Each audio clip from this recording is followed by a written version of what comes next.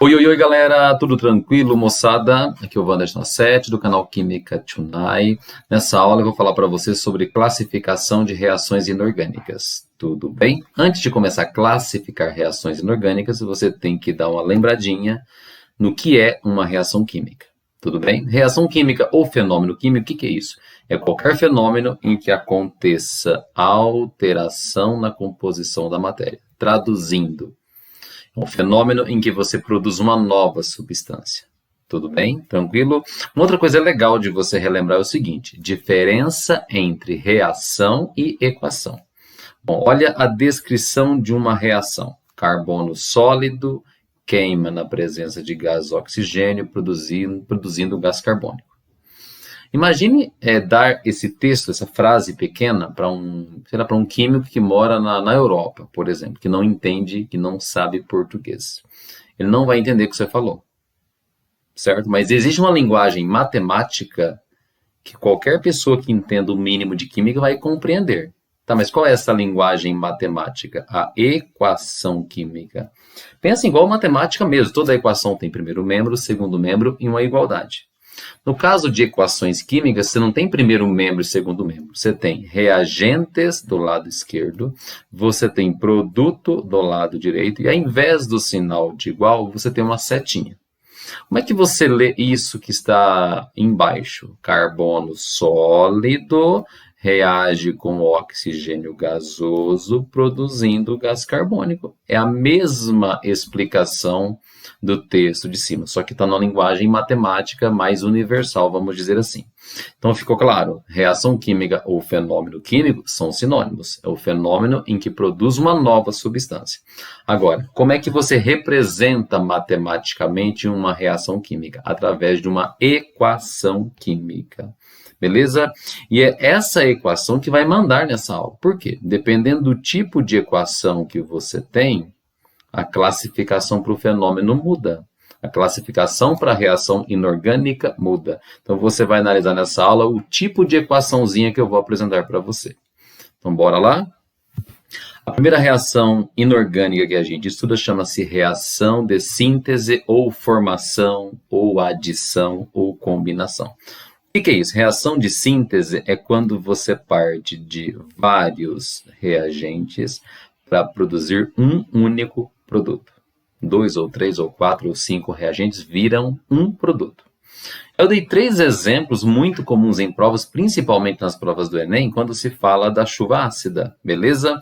Esses 3 exemplos que apareceram para vocês aí são exemplos de fenômenos, de reações que são descritas por essas equações, beleza? São reações que acontecem na formação da chuva ácida. Então, por exemplo, a queima do enxofre, que está presente, infelizmente, nos combustíveis fósseis, diesel, por exemplo, produz SO2. Esse SO2, quando reage com O2 do ar, vira SO3. Lógico, a reação não está balanceada ainda, mas não é o momento de discutirmos isso. Beleza? Esse gás SO3, quando reage com a água da chuva, faz precipitar na Terra ácido sulfúrico. Então, vai chover ácido sulfúrico. Ok? Perceba que nas 3 equações que eu te dei, você tem 2 reagentes, apenas um produto.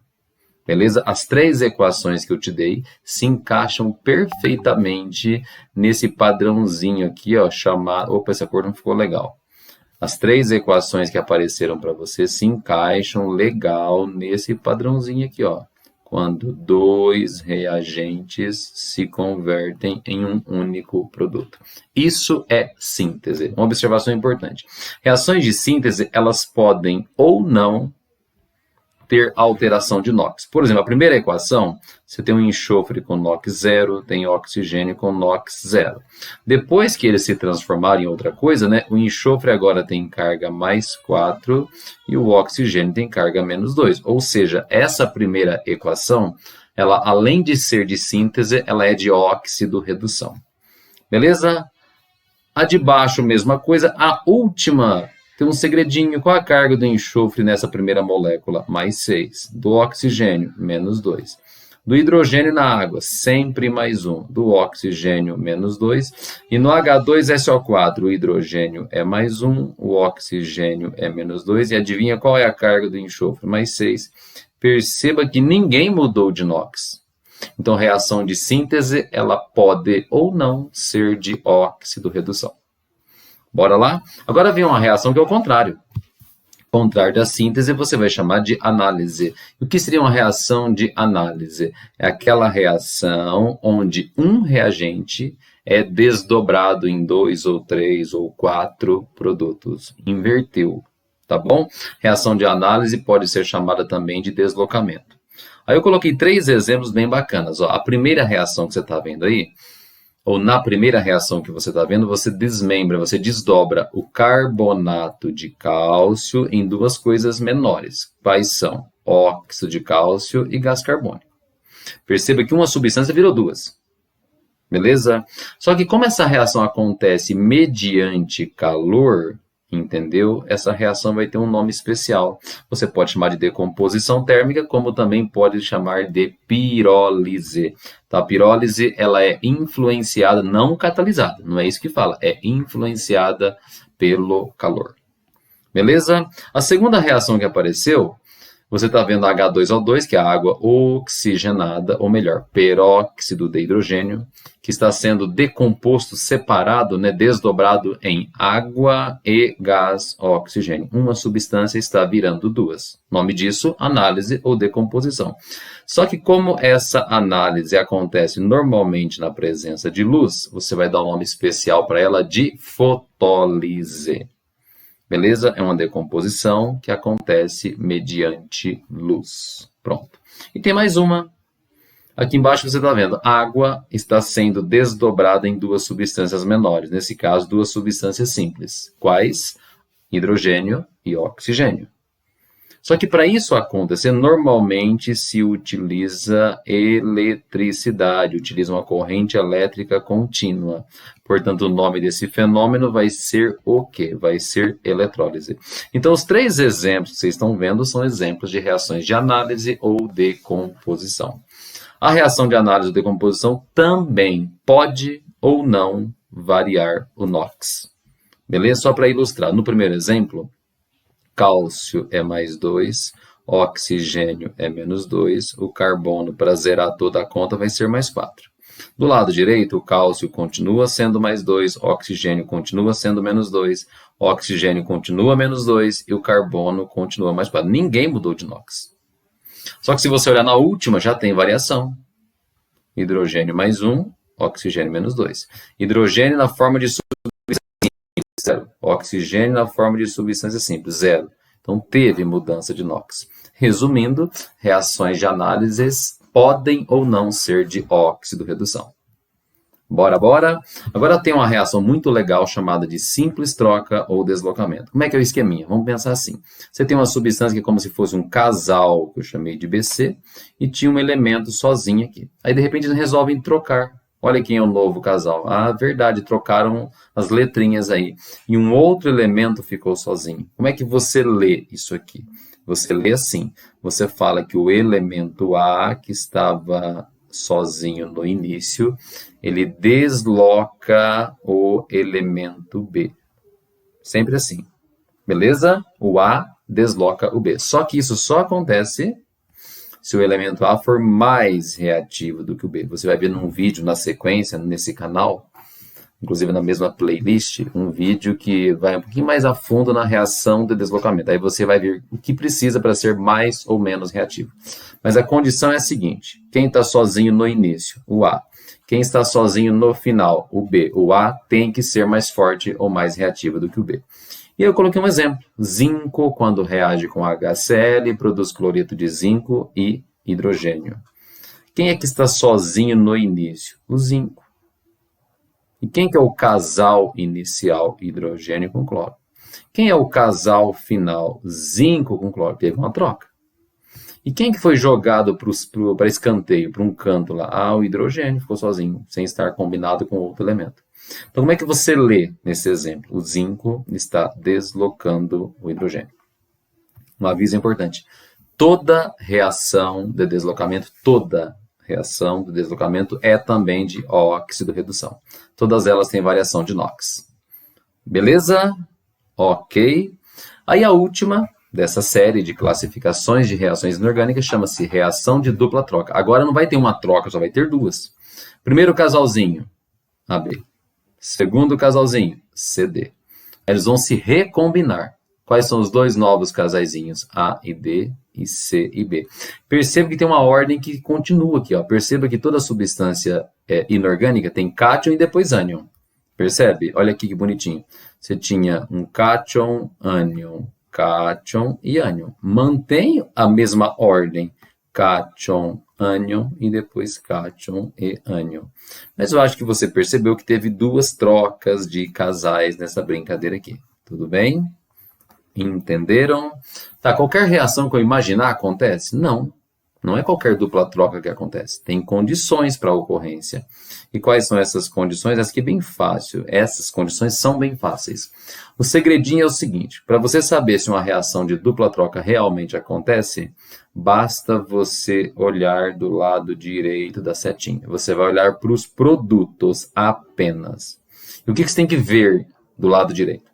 Você tem que enxergar do lado direito ou um produto insolúvel, que poderia ser uma base ou um sal que não dissolve bem na água, ou um produto pouco ionizado, que poderia ser um ácido fraco, base fraca ou água, ou você tem que visualizar do lado direito alguma coisa volátil. O que é volátil? Volátil é o contrário de vem cá sobrinho, não é verdade? Volátil quer dizer uma substância que evapora muito fácil, ou que nas condições ambientes já está no estado gasoso. Então, se você olhar para o lado direito e enxergar uma substância volátil, dei alguns exemplos aqui embaixo, cianídrico, clorídrico, fluorídrico, ácido carbônico, sulfuroso e amoníaco, apareceu uma substância desse estilo do lado direito, é porque a reação acontece. Então, só um aviso. Não é necessário você obedecer às três condições ao mesmo tempo. Uma delas já resolve seu problema. Então, se você olhar para o lado direito, presta atenção, lado direito da flechinha, lado direito. Se você enxergar alguém que é insolúvel, ou algum ácido fraco, base fraca, ou mesmo a água, ou encontrar alguém que seja volátil, é porque a reação de fato acontece. Bem tranquilo. Bora lá? Para sintetizar tudo que eu falei, acabou coincidindo com síntese, né? Para resumir tudo que eu falei, olha um esqueminha legal, vai, que ajuda vocês a entender o que são esses três tipos de reações. Reações de síntese, perceba que está tendo uma junção, o gatinho com o peixinho viram uma coisa só. A reação de análise, o que está acontecendo? Tinha um único objeto, um único material que se desdobrou em duas coisas, isso é análise ou decomposição. No deslocamento, o auzinho está largando o osso e pegando a carne, entendeu? E um exemplo de dupla troca, tem um coelhinho com um bifinho e um auzinho com a cenourinha. Eles vão trocar, óbvio, isso é uma dupla troca. Fácil demais, né? E aí, para fechar totalmente, um exercício bem simples, assim, um exercício só de fixação mesmo desses tipos de reações. Olha a primeira. É para você classificar simplesmente. A primeira reação, perceba que você começa com dois reagentes e termina com um produto só. Como é que é o nome disso? Isso é chamado de síntese. Síntese é sinônimo de que mesmo? Adição, formação ou combinação. A segunda reação, perceba que você parte de uma única substância que é dividida em duas diferentes. Como é que é o nome disso? Isso é uma análise cujo sinônimo é decomposição. Análise ou decomposição. A terceira, dá uma olhadinha. Você tem um casalzinho que é o HCl e o ferro está solitário. De repente, o novo casal é ferro com cloro e o hidrogênio que está solitário. Portanto, o nome dessa reação é um deslocamento, onde o ferro está deslocando o hidrogênio. Por que ele consegue fazer isso? Porque o ferro é mais reativo do que o hidrogênio. Mas você vai enxergar isso numa próxima aula, no próximo vídeo, tá bom? E a última, perceba que tem duas trocas de casais. Se eu disser os nomes dessas substâncias, já vai entender. Primeira substância, nitrato de chumbo 2. A segunda, caí, mas não machuquei, iodeto de potássio. A terceira, nitrato de potássio. E a quarta, iodeto de chumbo 2. Perceba que eu troquei simplesmente os pares. Só que agora eu fiz duas troquinhas de casais. Então, que nome que eu vou usar para isso aqui? Vou dar o nome de reação de dupla troca. Pronto, é isso. Então, nesse primeiro vídeo, é só uma ideia de como você pode classificar as reações inorgânicas. Tudo bem? Espero que vocês tenham entendido. Se você gostou, dê o seu like no final. Quem ainda não estiver inscrito, inscreva-se no canal Química Tonight. Um grande abraço a todos. Fui!